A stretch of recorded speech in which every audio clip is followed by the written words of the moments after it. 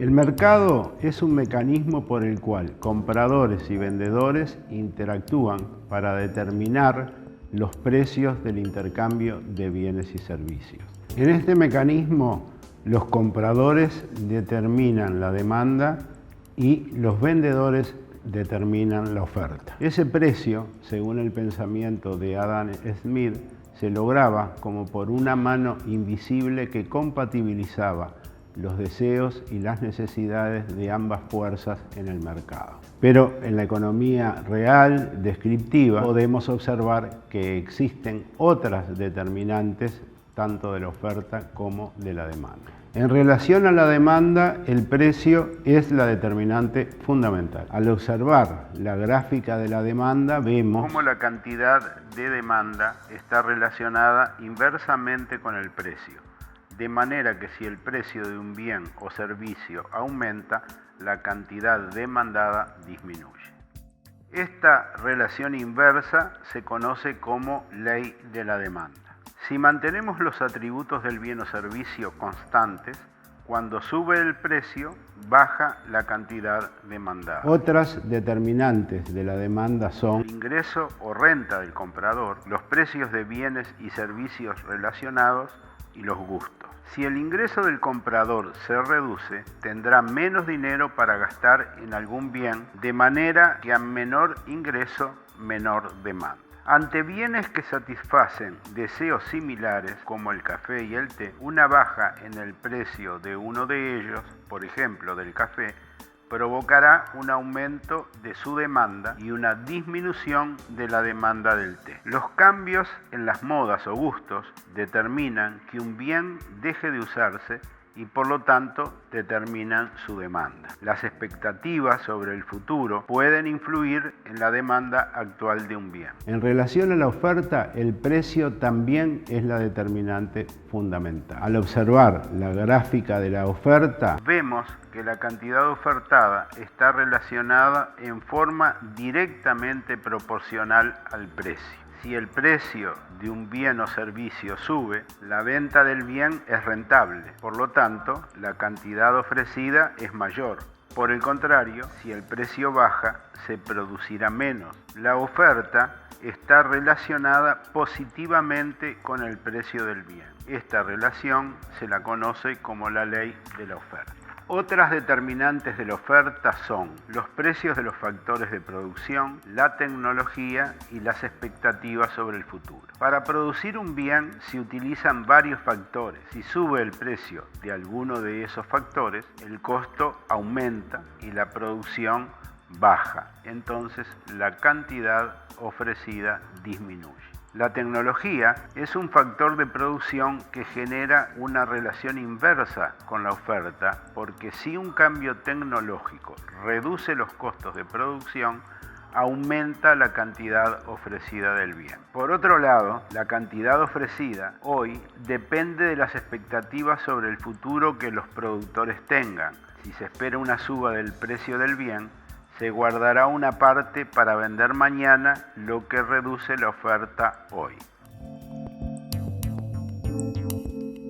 Si observamos la gráfica entre la demanda y la oferta, donde ambas curvas se cruzan, existe un punto que llamamos punto de equilibrio. Ese punto nos determina el precio al cual los consumidores y los productores ven satisfechos sus deseos. La cantidad de bienes y servicios que esta relación implica también se denomina cantidad de equilibrio.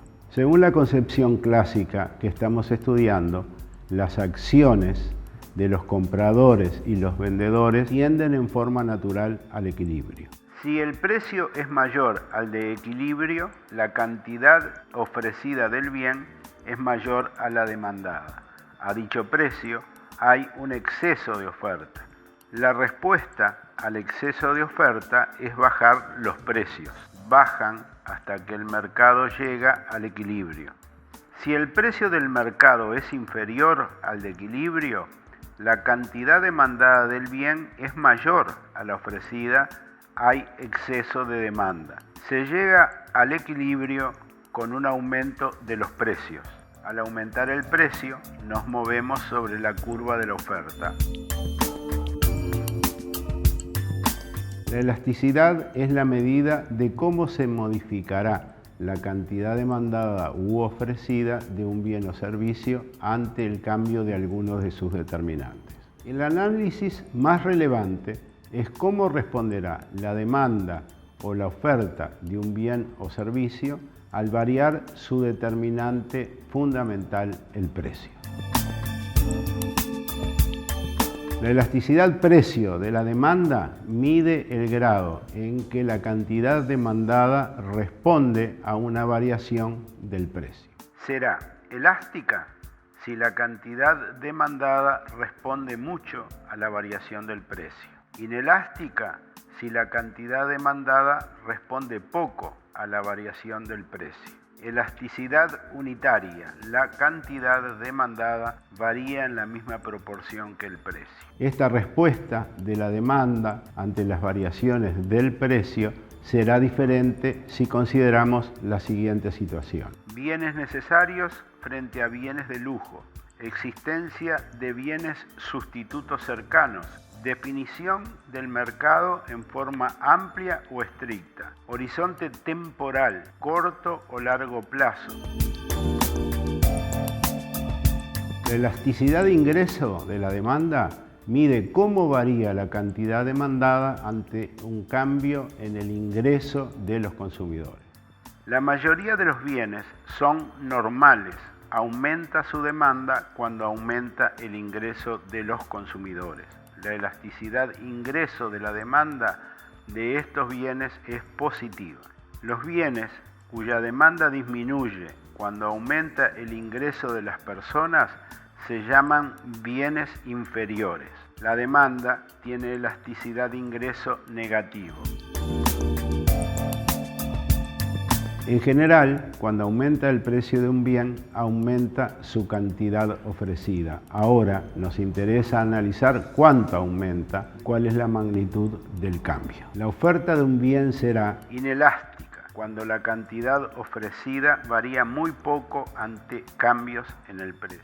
Elástica, cuando la cantidad ofrecida muestra una respuesta relativamente grande ante variaciones del precio. De elasticidad unitaria, cuando el aumento porcentual de la cantidad ofrecida es exactamente igual al aumento porcentual del precio.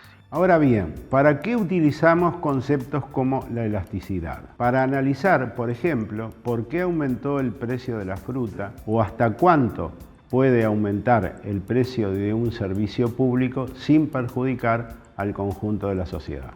Obviamente, el modelo no será bueno si con él no podemos explicar la realidad. La teoría liberal clásica postula que el mercado, en condiciones muy específicas, es el mejor mecanismo para asignar recursos en la producción y para resolver las necesidades humanas a través del consumo.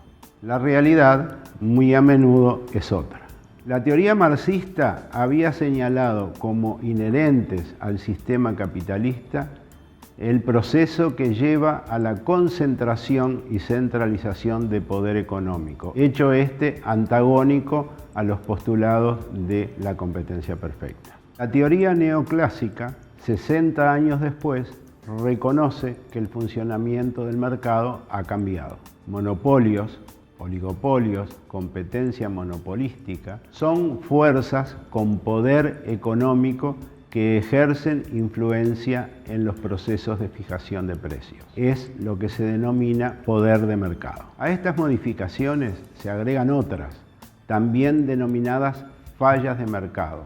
Información asimétrica, externalidades, bienes públicos y recursos comunes. Que haya información asimétrica va contra el postulado de que tanto compradores como vendedores tienen la información necesaria a los efectos de tomar las mejores decisiones. Tener información relevante es tener en un marco de competencia un poder que puede significar una ventaja decisiva.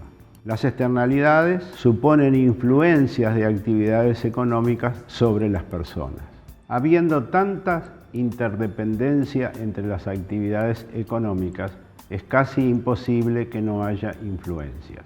El problema se da cuando hay una alteración significativa. Estas externalidades pueden ser negativas o positivas. Un ejemplo de externalidad negativa es la contaminación ambiental. También puede haber externalidades positivas. Si el sistema escolar incorpora tecnología, es posible que ello llegue a las familias. Los bienes públicos, como la seguridad pública, no suelen medirse como los bienes privados en su relación costo-beneficio y escapan, por su naturaleza, a las condicionantes del mercado capitalista. Son bienes que no tienen precio. Sobre todo, es muy difícil cuantificar el beneficio económico, resultando ser más una variable de tipo sociológico o político. Los recursos comunes, muy ligados al ambiente natural, constituyen por su uso y abuso el eje de un profundo debate contemporáneo y mundial. Los recursos no renovables, los recursos pesqueros, el agua, la flora nativa o algunas especies en extinción son parte de una preocupación contemporánea y mundial, que se traduce en un gran control. El Estado suele intervenir en los mercados. Hay grandes precios, como el precio del dinero, del petróleo, del salario, que no suelen dejarse al libre juego de las fuerzas del mercado. También interviene produciendo bienes y servicios, poniendo impuestos y otorgando subsidios, regulando la oferta física y fijando precios en forma administrativa, en la salud y el transporte, por ejemplo. El control de precios por parte del Estado, así como la política tributaria, han sido muy analizadas y cuestionadas. Habida cuenta de la experiencia acumulada, sería un tema relevante de análisis e investigación.